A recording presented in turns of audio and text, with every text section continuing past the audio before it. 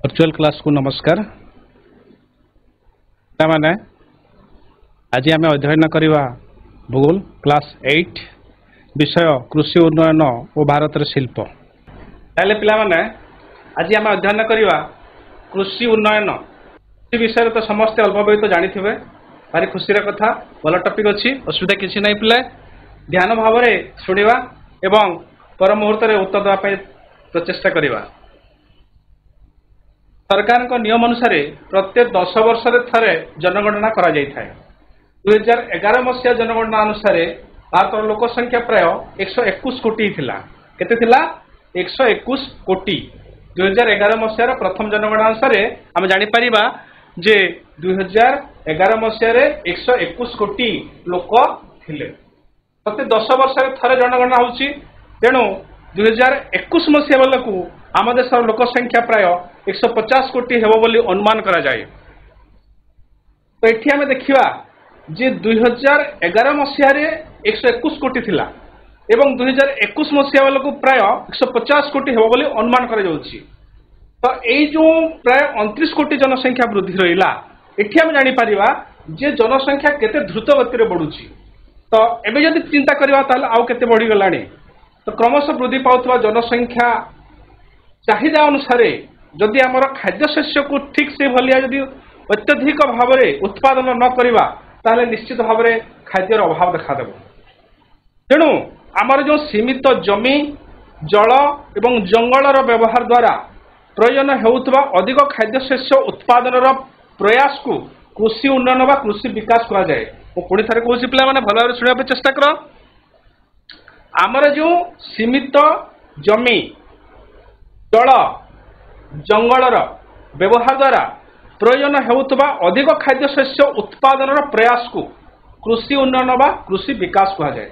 जेतेबेले जनसंख्या द्रुत गति बढ़ुची सेही अनुपात रे जदि आमर खाद्य उत्पादन शक्ति न बढ़िबो ताहले बहुत असुविधार सम्मुखीन हेबाकू पड़िबो। तेणु कृषि उन्नयन बा कृषिर विकास हेबा नितांत भाव में दरकार। कृषिर विकास हेबा पई हेले कृषि किपरि भाव विकास करिबा। तेणु प्रथम काम है जे जदि कृषिर विकास पाई कृषि जमीर आकार वृद्धि करवा। जमीर जदि आकार वृद्धि न हो ताहले उत्पादन हार से स्तर रही। द्वितीय है जे जमीर विभिन्न प्रकार शस्य उत्पादन करवा। केवल गोटे शस्य करवानी ये देख पिला किपरि भाव शस्य उत्पादन करा जाउची। आधुनिक प्रणाली रही पूर्णकालीन प्रणाली रही। तो ये आम जापर जे विभिन्न प्रकार शस्य प्रयोग करवा।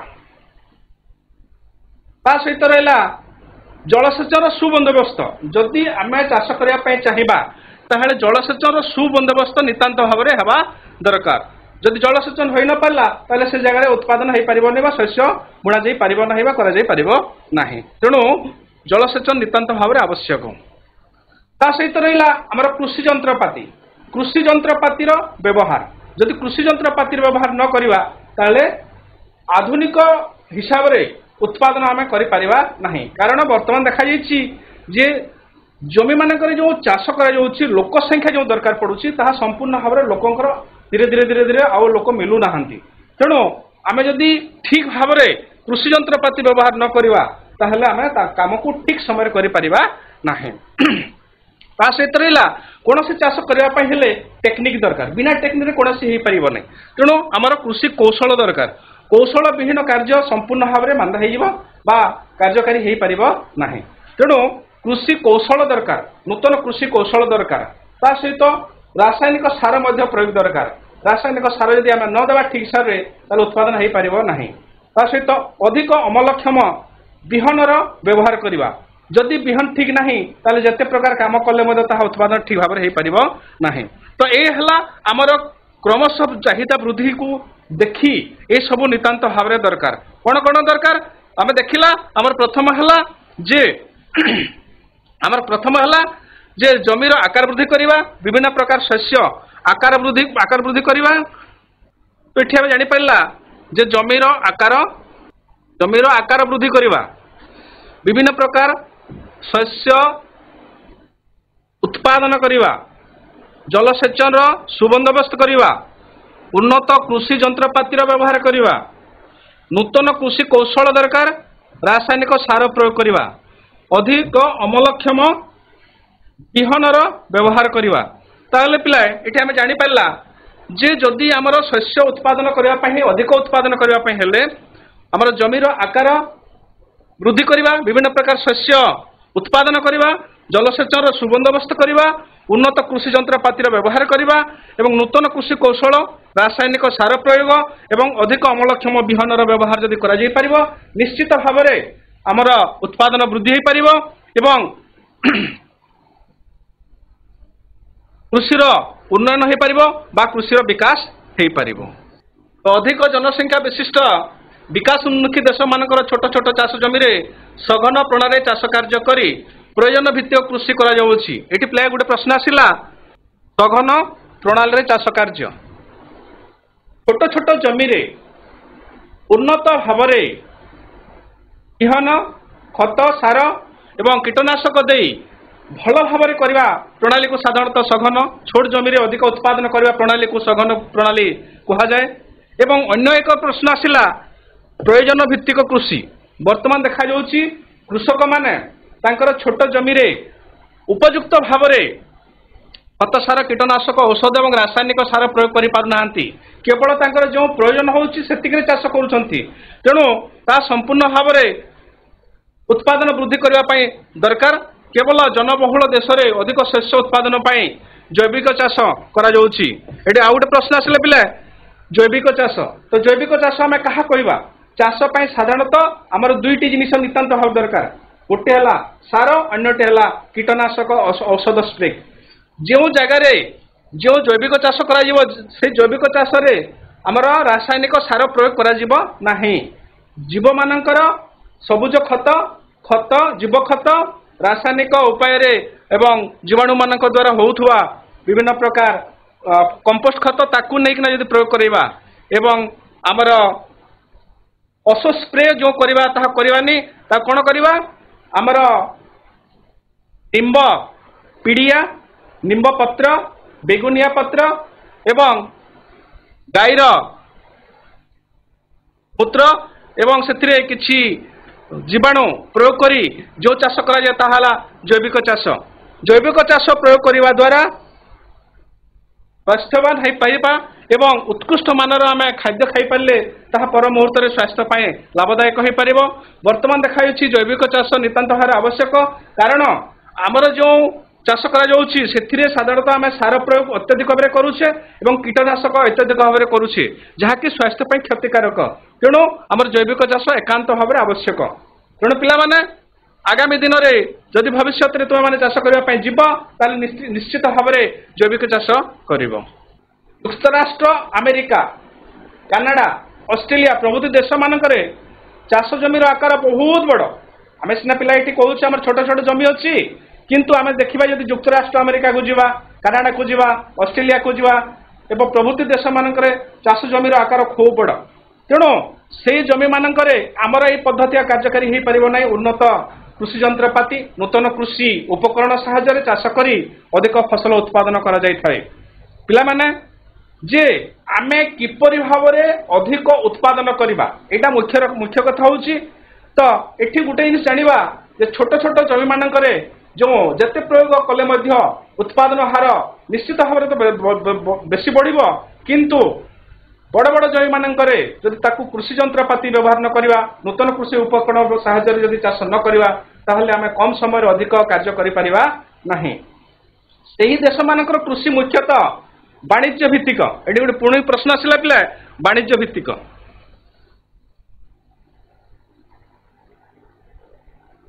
तो आम वाणिज्य भित्तिक कृषि क्या कहवा अनेक कृषि करा जाउछि जो कृषि कार्य करी देशर जेतिकी दरकार ताठारु बलका जिनिस को जदि आम रप्तानी करी अन्य देश को पठेवा और सेठी विभिन्न द्रव्य को आम आनिबा ताहले ताहा वाणिज्य भित्तिक कृषि। आजिकाली जदि आम केवल कृषि करवा ताहले हेबनी आमर उद्देश्य किछि किछि बिक्री करवा एवं सेठु किछि अर्थ रोजगार करवा एई उद्देश्य को नहीं जदि आम वाणिज्य चाष कार्य करवा ताहले निश्चित भाव लाभवान हो पारिबो। आजिकाली भारत में पारंपरिक कृषि कार्य बदल नूतन कृषि कौशल ଏବଂ ଆଧୁନିକ ଯନ୍ତ୍ରପାତି ସାହାଯ୍ୟରେ ଚାଷ କାର୍ଯ୍ୟ କରାଯାଉଅଛି। ଏଠି ଦେଖିଲା ପିଲା ଗୋଟେ ଚିତ୍ର ଅଛି, ଆମର ଔଷଧ କିପରି ସ୍ପ୍ରେ କରାଯାଉଛି ଡ୍ରମ୍ ମାଧ୍ୟମରେ, ଆକାଶ ମାଧ୍ୟମରେ, ବଡ଼ ବଡ଼ ଯନ୍ତ୍ର ମାଧ୍ୟମରେ କିପରି ଭାବରେ ଅଳ୍ପ ସମୟରେ ଅଧିକ ଜମିକୁ ଚାଷ କରାଯାଇପାରିବ, ସେଇଟା ହେଉଛି ମୁଖ୍ୟ ଉଦ୍ଦେଶ୍ୟ। ତେଣୁ ଯଦି ଯନ୍ତ୍ରପାତି ଯଦି ହୋଇ ନ ପାରିଲା ତାହେଲେ ଦୀର୍ଘ ବଡ଼ ବଡ଼ ଜମି ଚାଷ ଗୁଡ଼ାକ ସମ୍ପୂର୍ଣ୍ଣ ଶହ ଶହ ଏକଡ଼କୁ ଏହି ଲୋକ ମାଧ୍ୟମରେ ହୋଇପାରିବ ନାହିଁ। ତେଣୁ କୃଷି କୌଶଳ ଏବଂ ଆଧୁନିକ ଯନ୍ତ୍ରପାତି ନିତାନ୍ତ ଭାବରେ ଆବଶ୍ୟକ।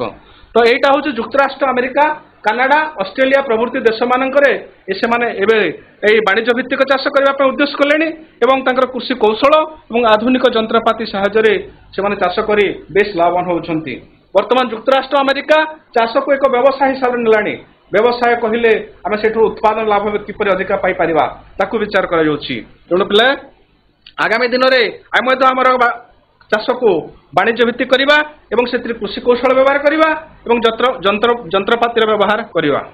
ଆଜିକାଲି ଯୁକ୍ତରାଷ୍ଟ୍ର ଆମେରିକା, କାନାଡ଼ା, ଅଷ୍ଟ୍ରେଲିଆ ପ୍ରଭୃତି ଦେଶମାନେ ତ ତାଙ୍କର ଚାଷ ଜମିର ଆକାର ଖୁବ୍ ବଡ଼। ତେଣୁ ସେହି ଦେଶମାନଙ୍କର ଉନ୍ନତ କୃଷି ଯନ୍ତ୍ରପାତି ଓ ନୂତନ କୃଷି ଉପକରଣ ସାହାଯ୍ୟରେ ଚାଷ କରି ଅଧିକ ଫସଲ ଉତ୍ପାଦନ କରାଯାଇଥାଏ। ସେହି ଦେଶମାନଙ୍କର କୃଷି ମୁଖ୍ୟତଃ ବାଣିଜ୍ୟ ଭିତ୍ତିକ। ଆଜିକାଲି ଭାରତରେ ପାରମ୍ପରିକ କୃଷି କାର୍ଯ୍ୟ ବଦଳରେ ନୂତନ କୃଷି କୌଶଳ ଆଧୁନିକ ଯନ୍ତ୍ରପାତି ସାହାଯ୍ୟରେ ଚାଷ କରାଯାଇ ଅଧିକ ଶସ୍ୟ ଉତ୍ପାଦନ କରାଯାଉଅଛି। ତେଣୁ ପିଲା ଆଜି ଭାରତ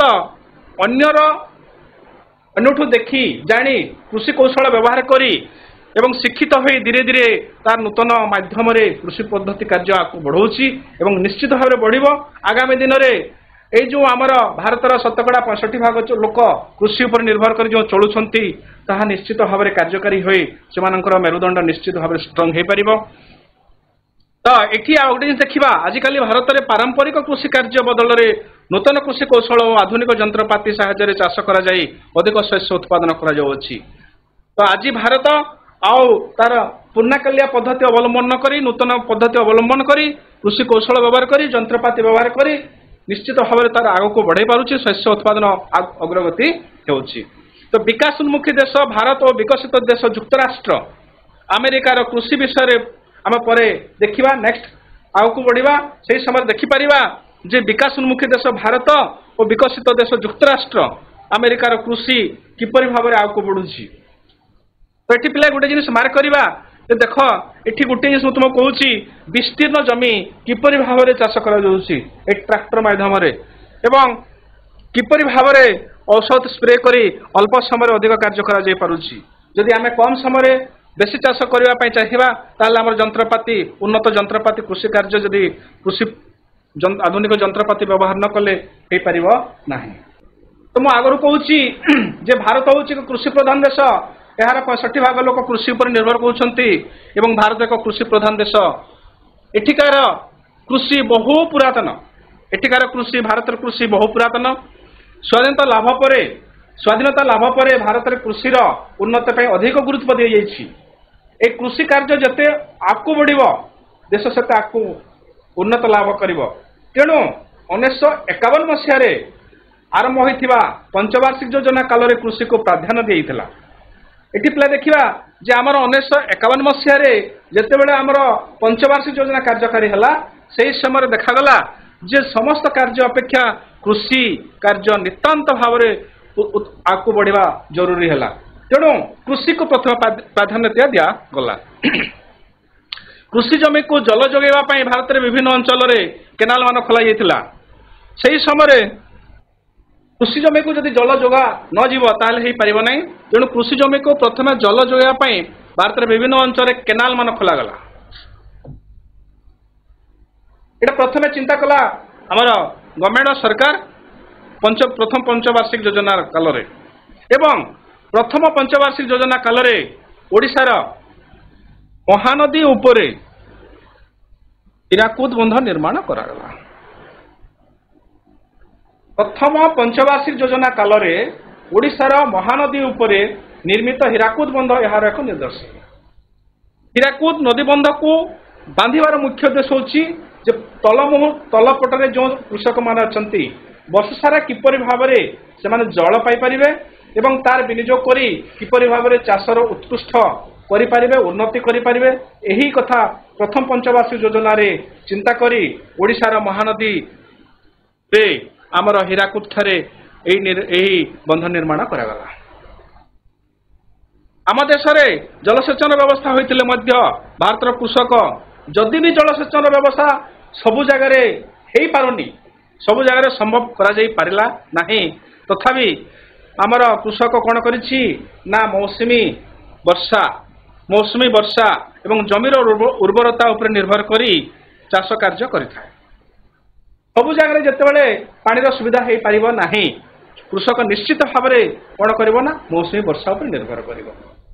କିନ୍ତୁ ଦେଖାଯାଉଛି ଯେ ମୌସୁମୀ ବର୍ଷା ବର୍ତ୍ତମାନ ଅନିଶ୍ଚିତ ଅନିୟମିତ ଏବଂ ଅନିର୍ଦ୍ଦିଷ୍ଟ ତଥାପି କୃଷକ କ'ଣ କରିବ ତା ଜମିକୁ ତ ନିଶ୍ଚିତ ଭାବରେ ଚାଷ କରିବ ସେହି ଦୃଷ୍ଟିରୁ ମୌସୁମୀ ବର୍ଷା ଉପରେ ନିର୍ଭର କରୁଛି ଏବଂ ତା ଜମିର ଉର୍ବରତା ଉପରେ ନିର୍ଭର କରି ସେ ଚାଷ କାର୍ଯ୍ୟ କରିଥାଏ। ମାତ୍ର ମୌସୁମୀ ବର୍ଷାର ଅନିଶ୍ଚିତତା ଏବଂ ଜମିର ଉର୍ବରତାର କ୍ରମ ହ୍ରାସ ଯୋଗୁଁ ଭାରତର କୃଷି ଉତ୍ପାଦନ ଯଥେଷ୍ଟ ନୁହେଁ। ମୁଁ ଆଗରୁ କହୁଛି ପିଲା ଯେତେବେଳେ ପର୍ଯ୍ୟନ୍ତ ଯଦି ଭାରତର କୃଷକ ଉନ୍ନତ ମାନର କୌଶଳ ଅବଲମ୍ବନ ନ କରିବ ତାହେଲେ କୃଷି କାର୍ଯ୍ୟ ଆଗକୁ ବଢ଼ିପାରିବ ନାହିଁ। ତେଣୁ ଯଦି ସେ ମୌସୁମୀ ବର୍ଷା ଏବଂ ଜମିର ଉର୍ବରତା ଉପରେ ନିର୍ଭର କରି ଚାଷ କରିଥାଏ କିନ୍ତୁ ଯେହେତୁ ମୌସୁମୀ ବର୍ଷା ଅନିଶ୍ଚିତ ରହୁଥିବାରୁ ଉତ୍ପାଦନ ଯଥେଷ୍ଟ ହୁଏ ନାହିଁ। ତେଣୁ ଭାରତ ସରକାର ଚିନ୍ତା କଲେ ଯେ ଭାରତ ସରକାର କୃଷିର ଉନ୍ନତି ପାଇଁ ଜମିର କିପରି ଭାବରେ କୃଷକର ଭଳ ହେଇପାରିବ ତା ପାଇଁ ସେ ଚିନ୍ତା କଲେ ଏବଂ ପ୍ରଥମେ ଚକବନ୍ଦୀ ଷ୍ଟାର୍ଟ କଲେ।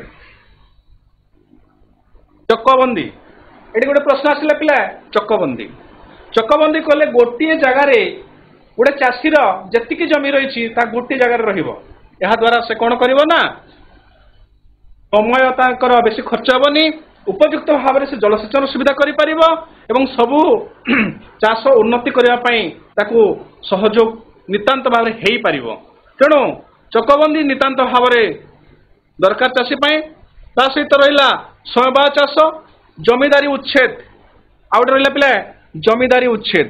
ଆଉ କାଳରେ ଲୋକମାନେ ଯେଉଁମାନେ କର ଦେଇ ନ ପାରୁଥିଲେ ସେମାନେ ବଡ଼ ବଡ଼ ଯେଉଁମାନେ କର ଦେଉଥିଲେ ତାଙ୍କୁ ଜମି ଗୁଡ଼ାକ ସବୁ ଦିଆ ହେଉଥିଲା ଏବଂ ସେଇ ଜମିଦାର ମାନଙ୍କର ଅଧିକ ଜମି ହେଉଥିଲା ଯାହାଫଳରେ ସରକାର ଦେଖିଲେ ଯେ ଚାଷୀମାନଙ୍କୁ ଯଦି ସମସ୍ତଙ୍କୁ ସମାନ ଭାବରେ ଯଦି ଚାଷ କରିବା ପାଇଁ ଅଳ୍ପ ବହୁତ ଜମି ନ ଦେବା ତାହେଲେ ବହୁତ ଅସୁବିଧାର ସମ୍ମୁଖୀନ ହେବେ ଚାଷୀମାନେ। ତେଣୁ ବଡ଼ ବଡ଼ ଚାଷୀମାନଙ୍କ ଠାରୁ କିଛି ଜମି ନେଇ ଛୋଟ ଛୋଟ ଚାଷୀମାନଙ୍କୁ ଭୂମିହୀନ ଚାଷୀମାନଙ୍କୁ ଜମି କିଛି ଦିଆଗଲା। ତ ଏଇ ଜମିଦାରୀ ଉଚ୍ଛେଦ ବ୍ୟବସ୍ଥା ସେ ସମୟରେ ମଧ୍ୟ କରାଗଲା। ତାପରେ ଆମର ଭୂ ସଂସ୍ଥାର ଆଇନ ପ୍ରବର୍ତ୍ତନ କରାଗଲା ନୀତି ନିୟମ ପ୍ରଣୟନ କରାଗଲା ଯେ କୃଷକ କେତେ ଜମି ରହିଲେ ଠିକ ହେବ ସେ କେତେ କରିପାରିବ ଏହି ବ୍ୟବସ୍ଥା ମଧ୍ୟ ସରକାର ଚିନ୍ତା କଲେ। ଏହା ବ୍ୟତୀତ କୃଷକମାନଙ୍କ ଉନ୍ନତି ପାଇଁ ସରକାର ଆଉ କ'ଣ କରିଛନ୍ତି ନା କୃଷି ବୀମା କଲେ। କାରଣ ଯଦି ଚାଷୀ ବୀମା ନ କରେ ତାହେଲେ ଯଦି କୃଷି କ୍ଷତି ହୋଇଯାଏ ତାହେଲେ କୃଷକର ଅଶେଷ କ୍ଷତିର ସମ୍ଭାବନା ଥାଏ। ତେଣୁ କୃଷି ବୀମା କରିଥିଲେ ସେ ନିଶ୍ଚିତ ଭାବରେ କ'ଣ କରିବ ନା କିଛି ଅର୍ଥ ପାଇପାରିବ। ଏବେ ଆମର ସରକାର ଏହି ଦିଗ ପ୍ରତି ବେଶୀ ଗୁରୁତ୍ୱ ଦେଉଛନ୍ତି କୃଷି ବୀମା ଉପରେ ଏବଂ ଯେଉଁଠାରେ କୃଷି କ୍ଷତି ହେଉଛି ସେ ଜାଗାରେ ଚାଷୀମାନଙ୍କୁ କ୍ଷତିପୂରଣ ବାବଦରେ ଅର୍ଥ ସହଯୋଗ କରୁଛନ୍ତି। ଆଉ ନେକ୍ସଟ ହେଲା ଆମର ଗ୍ରାମୀଣ ବ୍ୟାଙ୍କ। ଆମର ଗ୍ରାମୀଣ ବ୍ୟାଙ୍କ ମାନଙ୍କରେ ଚାଷୀ କିପରି ଅର୍ଥ ପାଇପାରିବ ତା ପାଇଁ ମଧ୍ୟ ବ୍ୟବସ୍ଥା କରାଯାଉଛି। କିପରି ଭାବରେ କମ୍ ପରିଶ୍ରମରେ ଅର୍ଥ ପାଇପାରିବ ଏବଂ ଅର୍ଥକୁ କିପରି ଭାବରେ ତାର ଚାଷ କାର୍ଯ୍ୟରେ ସେ ବ୍ୟବହାର କରିପାରିବ। ସମବାୟ ସଂସ୍ଥା ଯେଉଁଟାକି ଆମର ଲ୍ୟାମ୍ପ କହୁଛେ ବର୍ତ୍ତମାନ ଚାଷୀକୁ ସମ୍ପୂର୍ଣ୍ଣ ଭାବରେ ସାହାଯ୍ୟ କରୁଛି ଲ୍ୟାମ୍ପ। ଏଇ ଯେଉଁ ସମବାୟ ସଂସ୍ଥା ଚାଷୀମାନଙ୍କୁ ସ୍ୱଳ୍ପ ଋଣ ହାର ମଧ୍ୟ ଦେଉଛି ଏବଂ ଅଳ୍ପ ମୂଲ୍ୟରେ ସାର ଦେଉଛି ବିହନ ଯୋଗାଇ ଦେଉଛି ଯାହାଫଳରେ କୃଷକ ଏବେ ଷ୍ଟାଣ୍ଡ କରିବା ପାଇଁ ବା ଠିଆ ହେବା ପାଇଁ ତା ପାଖରେ ଶକ୍ତି ଆସିଯାଇଛି। ସରକାରଙ୍କର ବିଭିନ୍ନ ଉତ୍ସାହ ଉଦ୍ଦୀପନା ଦେଇ କୃଷକର ଆଜି ନିଶ୍ଚିତ ଭାବରେ ଅଗ୍ରଗତି କରୁଛି। ତେଣୁ ଆମର ବର୍ତ୍ତମାନ ଯେଉଁ ସମବାୟ ସଂସ୍ଥା ରହିଲା ଲ୍ୟାମ୍ପ ରହିଲା ସେ ଆମମାନଙ୍କୁ ସାର ଦେଉଛି ବିହନ ଯୋଗାଇ ଦେଉଛି ଏବଂ ସ୍ୱଳ୍ପ ଋଣ ଯୋଗାଇ ଦେଉଛି ଯାହାଫଳରେ କି ଆଜି କୃଷକ ମନରେ କିଛି କଷ୍ଟ ହେଉନି ବା ଅର୍ଥର କିଛି ତାକୁ ପ୍ରଭାବ ପଡ଼ୁନି।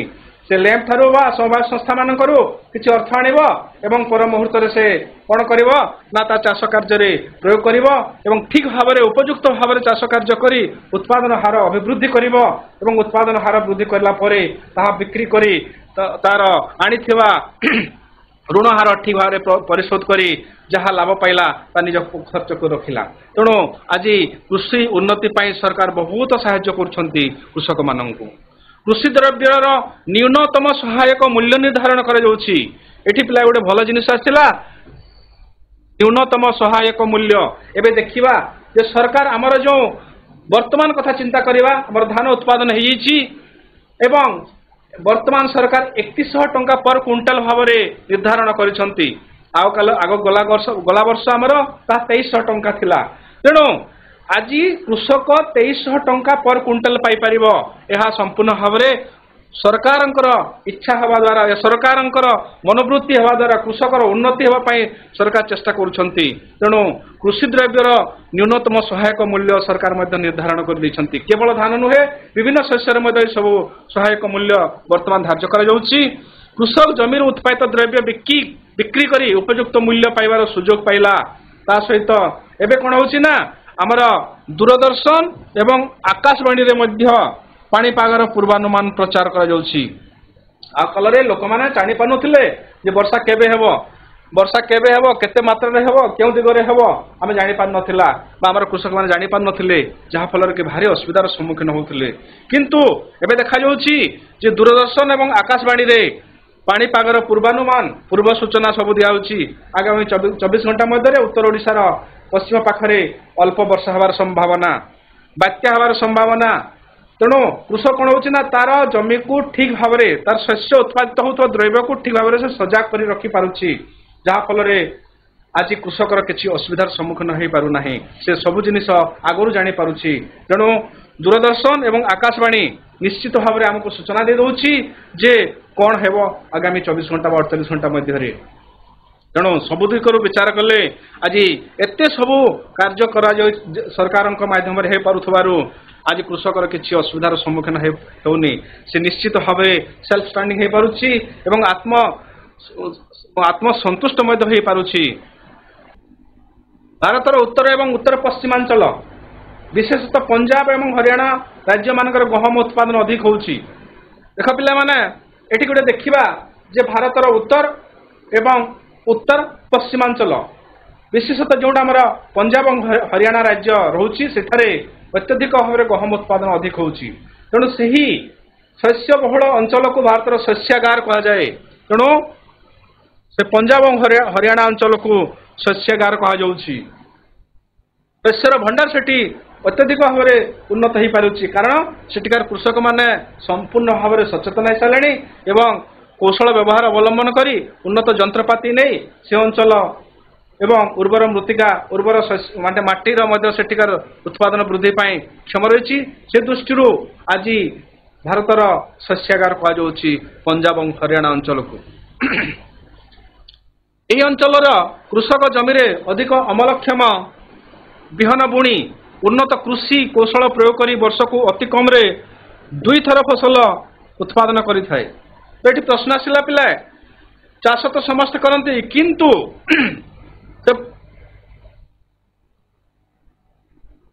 पंजाब और हरियाणार कृषक माने वर्ष को 2 थर साधारणतः चाष करते। यार कारण होची सेठारे सब प्रकार सुविधा रही पानी सुविधा रही एवं उन्नत मानर जंत्रपाति उन्नत मानर कौशल व्यवहार करी से माने वर्ष को हारण 2 थर फसल उत्पादन करछंती। कारण मुख्यतः जलसेचन सुविधा रही से कृषि ऋण नहीं ट्रैक्टर साहाय्य जमी चाष करे और रासायनिक सार व्यवहार करे तथा से बुंदा और छिंचा जलसेचन करी कम जल रे विभिन्न प्रकार फसल करिथाए। एटी प्रश्न आसिला पिला से कम जल रे बुंदा एवं छिंचा स्प्रिंकलर सिस्टम जोटा कि अल्प पानी रे अधिक भाव में चाष होउछि। ए देखो स्प्रिंकलर सिस्टम रे किपर चाष होउछि आमे माटी को पानी देवा नहीं गछ को पानी देवा से हिसाब रे अल्प पानी रे तापरे स्प्रिंग होउछि सिंचन होउछि एवं चाषी कम पानी रे अधिका जमी को अल्प समय रे चाष करि पारुछि। तेणु सेठिकार कृषक अधिक जमी को कम समय रे कम पानी रे तार चाष कार्य करि पारुछि। तेणु से शस्यागार रूप में परिणत हो पारा। ये अंचल कृषि संप्रसारण अधिकारी माने मध्य अधिक उत्पादन दिगरे कृषक मानक सहायक करिथांती। आ गोटे प्रश्न आसिला पिला सेठिकार से पंजाब और हरियाणा अंचल मानकरे कृषि संप्रसारण अधिकारी माने मध्य अधिक समय कृषक मानकर जत्न लेथांती। जो सरकार जो अधिकारी जो डिपार्टमेंट थी से जदि तार निजर डिपार्ट को भल करने आंतरिक थी ताले निश्चित भाव में से अंचल में भल हो पार असुविधा किसी पारनी। तेणु पंजाब और हरियाणा अंचल में जो कृषि अधिकारी मान अच्छा से चाषीर किपर उन्नति हो पार सहित बराबर परामर्श रखी तांकर जमी सब किपर भाव में ये देख फोटोचित्र से किपर भाव में परीक्षण करुँच। तो ये आम जापर जे से अधिकारी माने केते गुरुत्व दौरान से अंचल को निश्चित भाव में जे जो कार्य व्यस्त होना कहीं निजर कार्य को मुख्य कार्य को भल भाव यदि परिदर्शन कले से निश्चित भाव से कार्य सक्सेस हो पार। तेणु आज से अंचल अधिकारी माने बहुत गुरुत्व दौरान कृषक मान विभिन्न स्थान मानक गोदाम घर थिबारु शस्य संरक्षण सुविधा हुए। एवं आउ गोटे कथा पिले जे गोदाम घर चाषी जदि कौन जिनिस उत्पादन कला एवं ताकू जदि ठीक भाव तार गोदाम घर नथिबो ताले ताकू ठीक भाव से सुरक्षा करि पारिबो नाही। दुई चित्र देखि परिबा किपरि भाव से तार शस्य को उत्पादित द्रव्य को सुरक्षा भाव रखि पारिछि। जदि तार से सब नाही ताले निश्चित भाव क्षयक्षति होवार संभावना बहुत रही। तो विभिन्न स्थान में गोदाम घर थिबारु शस्य संरक्षण सुविधा हुए। सरकार कृषि अधिकारी और चाषीर मिलित उद्यम एही राज्य मानकरे सबुज विप्लव द्वारा गहम विप्लव सफल होइछि। नेक्स्ट प्रश्न आसिला तो मानक पई गहम विप्लव।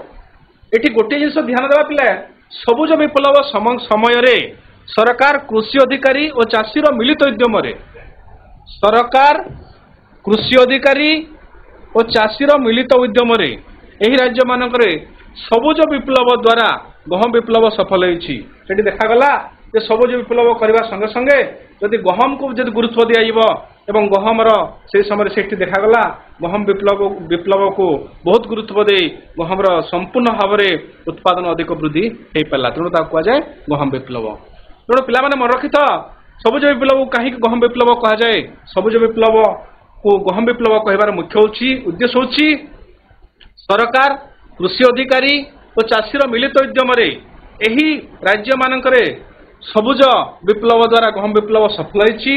पंजाब हरियाणा व्यतीत राजस्थान बिहार मध्य प्रदेश और उत्तर प्रदेश रे अधिक गहम उत्पादन हुए। केवल जे पंजाब हरियाणा होछि तानुए पिले आओ आम राजस्थान बिहार मध्य प्रदेश उत्तर प्रदेश में अधिक परिमाण में गहम उत्पादन हो पारुछि। वर्तमान गहम भारत एक अग्रणी देश में परिणत हो पारिछि। देशर चाहिदा मेंटावा सहित विदेश को गहम रप्तानी करिबारे भारत सक्षम होउछि। वर्तमान देखा जाइछि जे कृषक एते सुंदर भाव में गहम उत्पादन रे अग्रणी होइछि से कोन करूछि ना एबे विदेश को मध्य रप्तानी करि पारुछि। सेल्फ स्टैंडिंग हो पारिछि निज गोड़े से ठिया हो पारुछि। तेणु ए गहम विप्लव ए सबुज विप्लव चाषी को आगू बढ़ेबा पई सक्षम हो पारिछि। केवल जे पिला कृषक चाष काम करूछि ता नुहे ता सहित आउ भी भल चाष काम करुच्ची। चाष कहले केवल आम धान चाष बा शस्य चाष बा पनीपरिया चाष को बुझीबानी आम देखा चाष कहले गोपालन को मध्य बुझीबा कुकुड़ा पालन को मध्य बुझीबा। देखा जाइछि जे सरकार कर विभिन्न प्रकार साहाय्य एवं सहयोग रे उत्साह रे विभिन्न स्कीम माध्यम रे सरकार वर्तमान आमर कृषि कार्य सह भारत रे चाषी गोपालन मध्य करि पारुछि। एवं सरकार जो नियम अच्छी सेठी से कौन करुच्ची ना किसी अर्थ देव सरकार एवं से किसी सब्सिडी कर से गाई चाष करने देव दुग्ध उत्पादन करने एवं से दुग्ध उत्पादन करी आज कृषक बेस आगू बढ़ी पारी। ठीक सेपरी भाव में केवल गाई नुहे ता सहित आमर कुकुड़ा पालन को मध्य सरकार गुरुत्व दौरान एवं से अंडा बिक्री करी अधिक उत्पादन अर्थ उपार्जन करुच्ची। तो ये पे आम जापारा जे कृषि सहित आमर ओतप्रोत भाव में अनेक जिनिस जड़ित रही। तेणु चाषी आज आओ अर्थर अभाव पड़ोनी सरकार विभिन्न प्रकार साहाय्य सहयोग करिछि एवं मनोवृत्ति रहा दरकार कृषकर एवं इच्छा आग्रह दरकार ताले निश्चित भाव में देश निश्चित आगू बढ़ा संगे संगे निजे बढ़ा संगे संगे देश को बढ़ाई पारिबा। पिला वर्तमान प्रश्नावली आलोचना करवा। प्रश्नावली 1 कृषि उन्नयन बा कृषि विकास क्या कहवा कृषि उन्नयन बा कृषि विकास क्या कहवा क्या कहवा कहवा चेष्टा कर पिला हे परिबो कृषि अभिवृद्धि हार को आम गोटे अर्थ जदि कहवा जे आमर जो सीमित जल जंगल एवं जमी रही से खाद्य उपयोगी विभिन्न प्रकार उत्पादन हार को वृद्धि करने को सक्षम हो पारे कह कृषि विकास कृषि उन्नयन मूल लक्ष्य कौन कृषि उन्नयन मूल लक्ष्य कौन लक्ष्य खाद्य सुरक्षा वेरी गुड सघन कृषि कौन सघन कृषि कौन हाथ टेकी चंदले कहवा चेष्टा करिया पिला निश्चित भाव में उत्तर ठीक आसीबो चेष्टा करा जाऊ सघन कृषि छोट छोट जमी रे कृषक उन्नत मानर सार कीटनाशक औषध बिहन बुणी अधिक उत्पादन करिवार प्रणाली को सघन कृषि कहा जाए। भारत सरकार कृषि उन्नति पाई कौन कौन करिसंती भारत सरकार कृषि उन्नति पाई कौन कौन करिसंती बहुत सारे चेष्टा करुछंती कहवा पे चेष्टा करिवा कृषि मानक उन्नति पाई कृषि बीमा ग्रामीण बैंक समवाय संस्था स्वल्प ऋण हार अल्प मूल्य सार और बिहन जोगाण दूरदर्शन और आकाशवाणी माध्यम पाणीपागर सूचना प्रदान करा जाय पारुछि। वेरी गुड सुंदर उत्तर निश्चित भाव में सरकार विभिन्न प्रकार चेष्टा करुछंती एवं से चाषीर उन्नति पाई अजस्र चेष्टा करने संगे संगे तांकर आप्राणपण मनोवृत्ति रही तेणु धन्यवाद देवा सरकार को। भारतर शस्यागार अंचल क्योंटा भारतर शस्यागार अंचल क्योंठार अत्यधिक भाव में शस्य उत्पादन होउची क्योंटा सेटा भारतर शस्यागार अंचल कहया चेष्टा करिया पिला भारतर शस्यागार भारतर उत्तर उत्तर पश्चिमांचल विशेषतः पंजाब हरियाणा रे अत्यधिक भाव में शस्य उत्पादन होतारु शस्यागार बा गहम उत्पादन अधिक होउची तेणु शस्यागार अंचल रे नामित रखा जाइछि। कृषि उन्नति पाई कृषक कौन करुछि कृषि उन्नति पाई कृषक वर्तमान कौन करुछि चिंतामूलक प्रश्न रही हम पाठर खोजिले पाइबानी टॉपिक जदि भल शुणी निश्चित भाव में कहि परिबा पिला कृषि उन्नति पाई कृषक कौन करुछि अधिक अमलक्षम बिहन बुणिबा उन्नत कृषि कौशल प्रयोग वर्ष को 2 थर फसल उत्पादन कृषि ऋण ट्रैक्टर साहाय्य जमी चाष रासायनिक सार व्यवहार एवं बुंदा और छिंचा जल सेचन करुछि। एटा गोटे भल प्रश्न थिला पिला माने जे से जदि अधिक भाव में तार कृषि कार्य पाई गुरुत्व दउछि तो से कृषि कौशल व्यवहार करुछि वर्ष को 2 थर चाष करुछि कृषि ऋण करुछि ट्रैक्टर साहाय्य जमी चाष करुछि एवं सार व्यवहार बुंदा एवं छिंचा जल सेचन करुछि।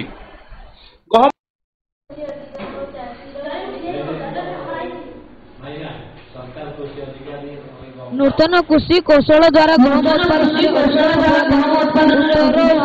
गहम ठीक अच्छी सुंदर उत्तर उन्नत अंचल कृषक नूतन कृषि कौशल द्वारा गहम उत्पादन रे अधिक सफलता को उत्तर भारत रे गहम विप्लव बोली कहा जाए। ठीक भल उत्तर 3 स्थान पूरण करिबा प्रथम पंचवार्षिक योजना काल रे देश रो उन्नति पाई गुरुत्व दे जायतिला ऑप्शन अछि शिल्प कृषि भल उत्तर कृषि ठीक ओडिशार हीराकुद नदी बंध निर्माण प्रथम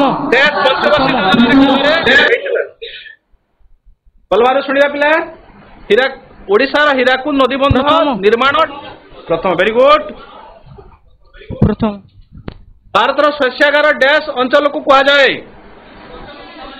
पंजाब हरियाणा वेरी गुड 2011 मसीह भारत लोक संख्या प्राय डैश थिला 120 कोटी 121 कोटी 122 कोटी 123 कोटी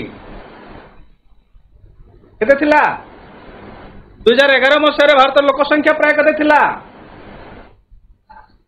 121 कोटी आउ थरे 121 कोटी ये अछि पिला गृह कार्य गोटे करवा आधुनिक कृषि उन्नति पाई सरकार कृषक पाई कौन कौन करुछंती एटा तुम पाई प्रश्न रहिला आगामी दिन में प्रश्न उत्तर करी निश्चित भाव में करबो एवं देखैबो ठीक अछि पिला आओ धन्यवाद।